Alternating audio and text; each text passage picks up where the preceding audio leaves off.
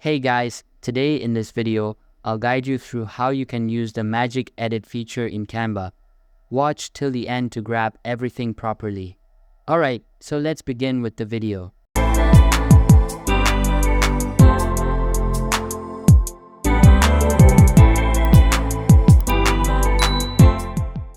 First things first, open any preferred browser and search for canva.com.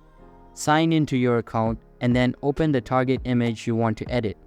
Now, select the image and click on the edit icon at the top.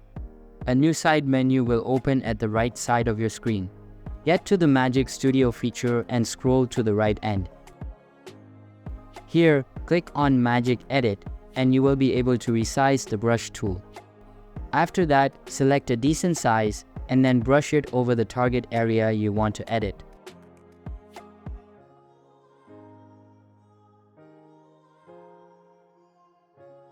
Next, type in the element you would like to add and click on Generate. Wait for it to load.